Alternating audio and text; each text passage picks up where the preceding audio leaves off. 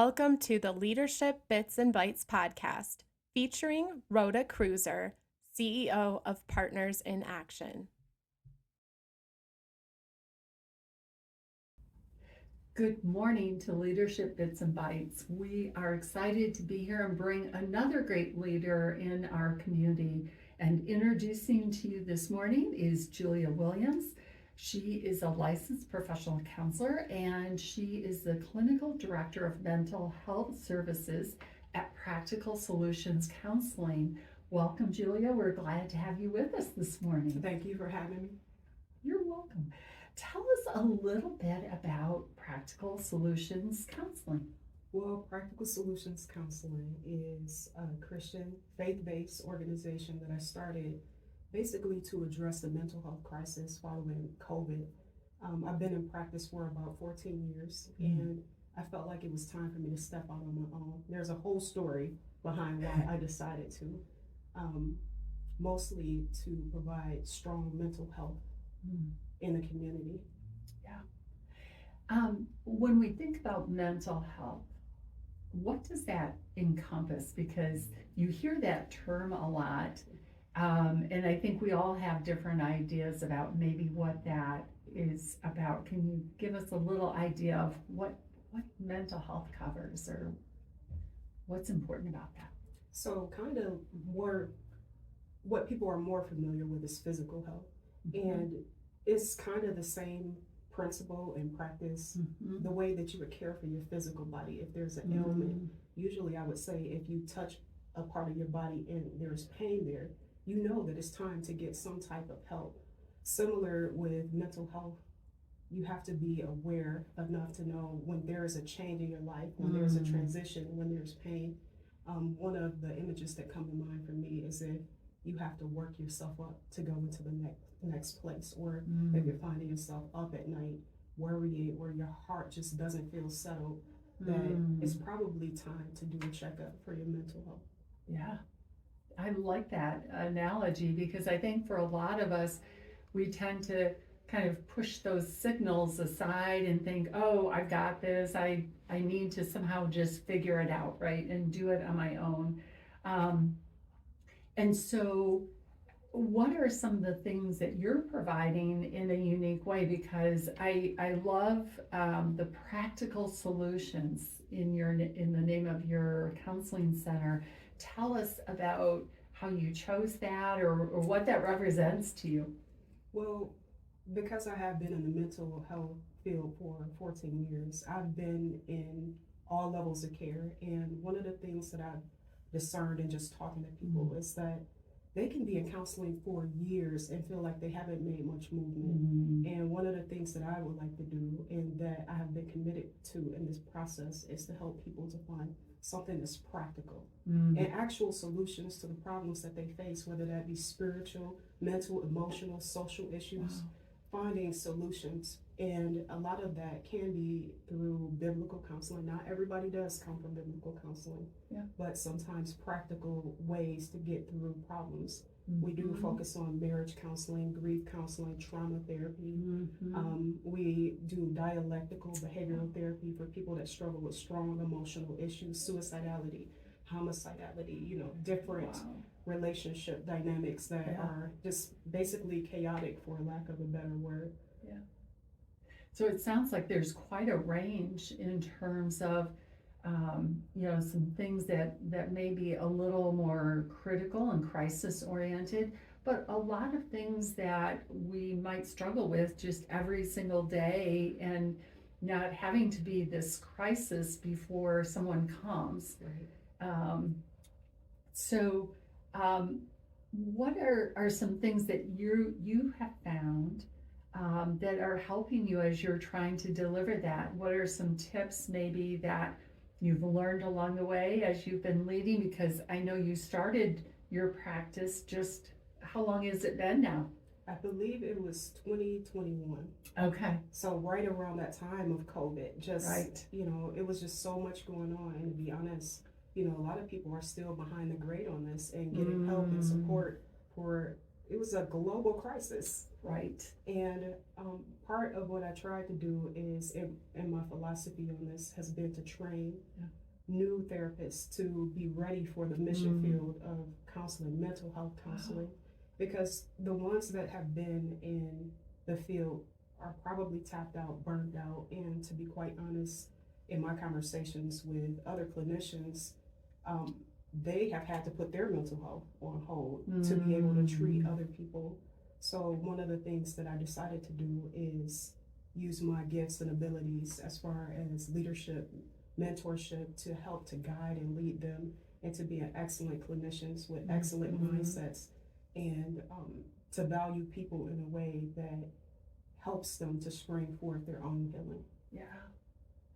That is such a great concept, because I do feel for a lot of people who are in helping professions as well as leaders, many times we tend to push ourselves ahead and think, well, I'll deal with my fatigue, or I'll deal with the stress that I'm feeling later, and never getting to it because there are so many things that are consuming our time. Sure.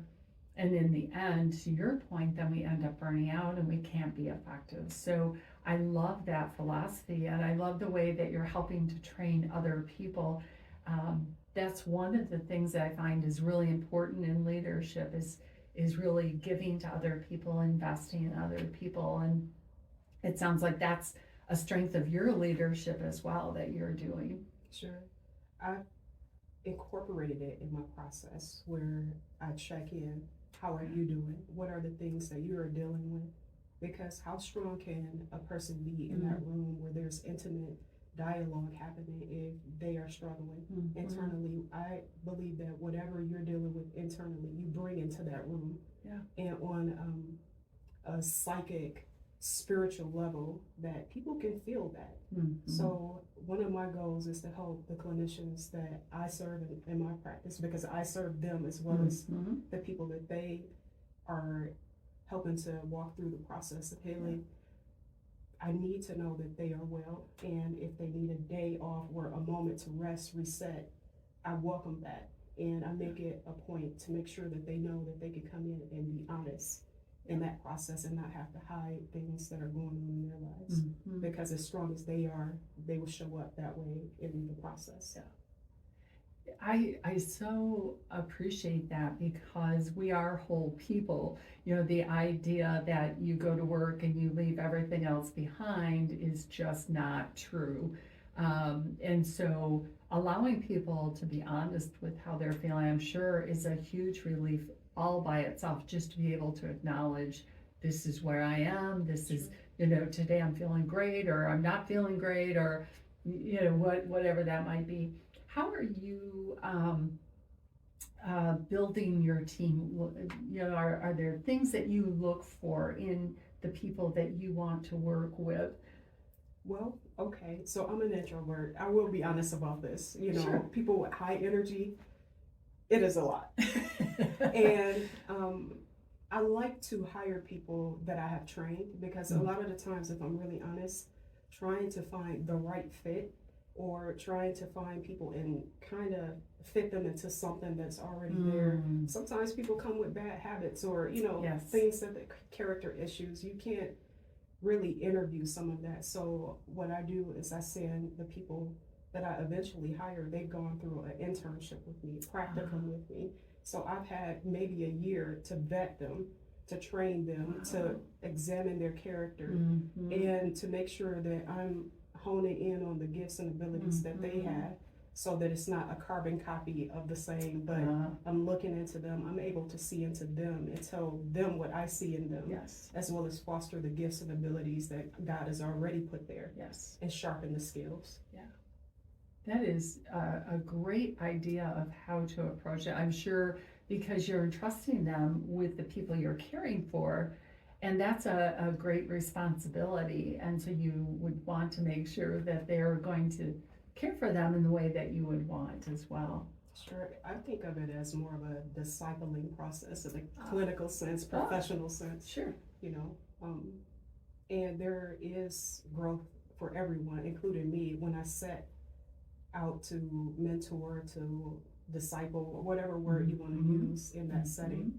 I'm growing from what they bring to me too, because they tap into different parts of my personality. They tap into different parts of my intellect, and they pull on me in different ways, depending on their backgrounds. I try to have a diverse background of people that I work with, whether that's the histories that they come with. I'm still trying to hire some men. I don't know if that's intimidating when guys see our websites, like all those ladies, but I really do want to make our staff look like the community that we serve. Because people are more likely to take services in if they can identify with somebody that's on the other side. Which is wise as well, because whether it's personality style, like you were talking about, or gender, or whatever factor it might be, just having that connection point sometimes is so helpful, I'm sure, in helping people set those goals and to work towards that help. What are maybe one or two things that have helped you be successful that you've learned along the way? I know I look back sometimes and I think, oh, I wish I had learned that back when I first started. And of course, experience is a great teacher, right? But I'm wondering if there's maybe one or two things that you would say, boy, this was really instrumental in my success. So I think the best way to answer that is that two of my favorite verses in the Bible, Joshua 1:8-9, don't let the book of the law depart out of your mouth, but be careful to meditate on it day and night, so that I will have good success. And the other one, I think, follows well. Be strong and courageous. Do not fear nor be discouraged, because God is with me wherever I go. So keeping those two things in mind, it helps me to focus and recenter myself. I usually don't tell people this, but I have an extra chair, kind of like what I sit in my office, as a reminder that I'm not doing this alone, that I have the Holy Spirit helping me and guiding me through the process. Before every session starts, I pray that God will be the one that's leading and guiding me in the process. And I don't think that I can really go wrong with that, because in my faith practice, that God is aware of everything that's happening in that space before I am even aware that these people will be coming to me or coming to the people that are in the practice. I pray for them before they have to do things, so that we are covered. I love that.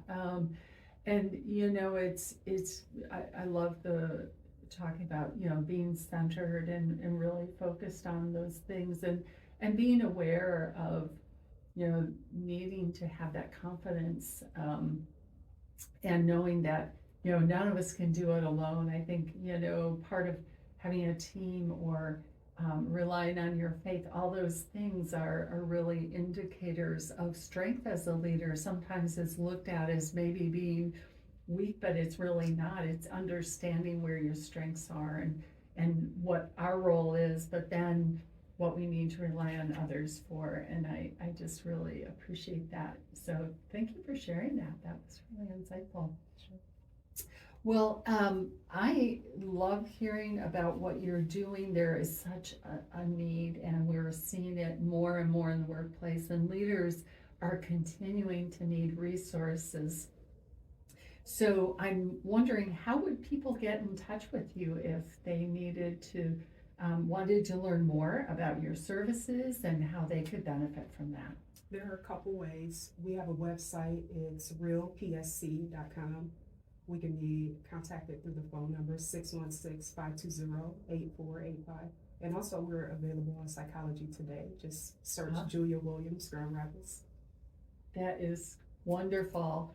Julia, I am so glad we had a chance to talk today. Again, it is exciting to bring real life leaders to our community and to be able to share stories of the great work that's being done.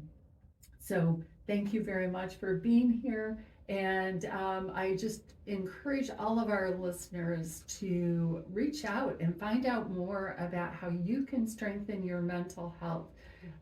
Don't wait for the crisis. Start now, so we maintain our health.